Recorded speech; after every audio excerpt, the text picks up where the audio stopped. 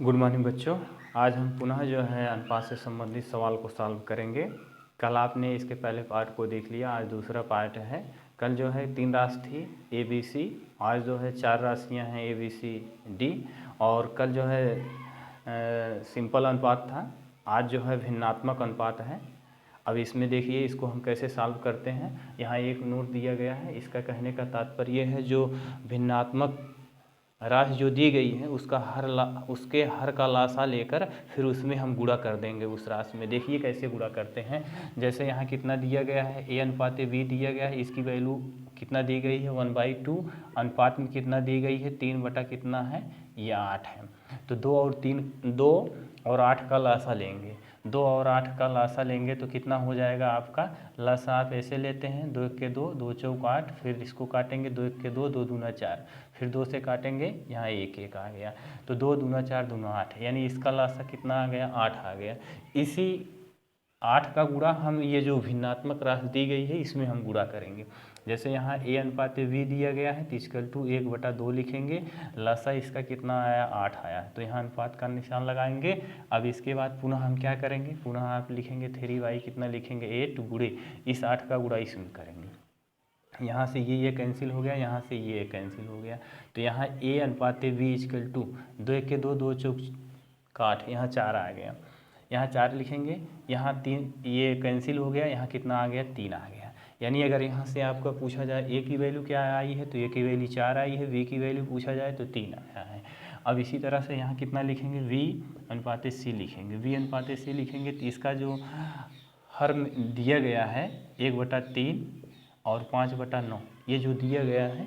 अब 3 और 9 का लासा लेंगे, 3 और 9 का लासा लेंगे तो आपका 3 और 9 का लासा आपका 9 आएगा, तो 1/3 हो गया, लासा कितना आया 9 आया है। अनुपात का निशान ऐसे लगाएंगे 5/9 गुणे फिर यहाँ 9 कर देंगे। ये इस 9 से गुणा क्यों कर रहे हैं, 9 से गुणा इसलिए कर रहे हैं, इसको हमको जो है साधारण भिन्न से इसको जो है साधारण अनुपात में बदलना है।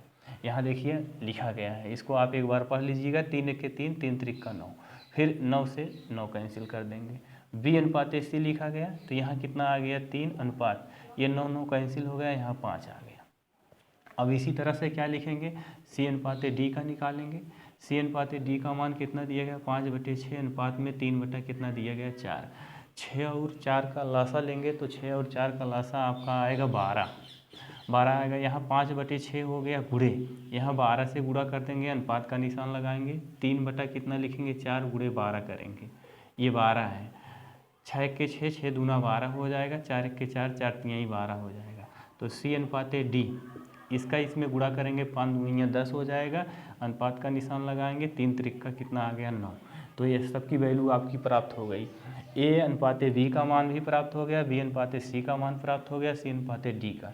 अब ये जो है सब जो है आपके किस अनुपात में आ गए हैं, सरल अनुपात में आ गए हैं।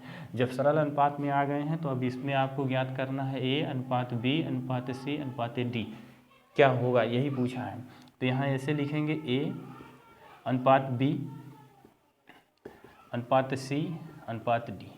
अब यहाँ से देखते हैं ए की वैल्यू क्या है, यहाँ से देखते हैं ए की वैल्यू कितनी दी गई है 4, तो यहाँ 4 लिख देते हैं, ए के नीचे 4 लिख देते हैं। यहाँ से बी की वैल्यू देखते हैं, बी की वैल्यू कितनी दी गई है 3, यहाँ 3 लिख देते हैं, ये हो गया। यहाँ आते हैं पुनः, यहाँ देखते हैं वी अनुपात सी, वी अनुपात सी, यहाँ देखते हैं वी की वैल्यू कितनी आ गई है यहाँ 3, और यहाँ सी की वैल्यू कितनी आ गई है 5, तो वी के नीचे क्या लिखेंगे, वी की वैल्यू 3 है तो इसके बी के नीचे 3 लिख देंगे। सी की वैल्यू क्या आई है, सी की वैल्यू आपकी 5 आई है तो ये सी के नीचे यहाँ 5 लिख देंगे। इसके बाद सी अनुपात डी दिया गया है, सी अनुपात डी में देखते हैं सी की वैल्यू कितनी है 10 है, डी की वैल्यू कितनी है 9 है, तो यहाँ आप देखिए सी के नीचे कितना लिखेंगे 10 और डी के नीचे कितना लिखेंगे 9, ये हो गया। अब इसके बाद इसके नीचे एक ऐसे रेखा खींच देंगे। कल आपको इसके पहले बताया गया था, अगर वीडियो नहीं देखे हैं कल वाली जाके देख लीजिएगा, उसमें सारी चीज़ें विस्तार से बताई गई है। यहाँ क्या लिखेंगे, जो अंक जो स्थान खाली है उसके स्थान पे क्या करेंगे, एक आयताकार वर्ग बना देते हैं। ये सी के नीचे आयताकार वर्ग बन गया, ये डी के नीचे आयताकार वर्ग बन गया। पुनः यहाँ देखिए दूसरी लाइन में डी के नीचे खाली है तो यहाँ आयताकार वर्ग बना दे रहे हैं। इसके बाद इधर आ जाइए, यहाँ देखिए ए के नीचे खाली है तो ए के नीचे खाली है, यहाँ आयताकार वर्ग बना दीजिए। फिर यहाँ देखिए बी के नीचे खाली है तो बी के नीचे आयताकार वर्ग बना दीजिए।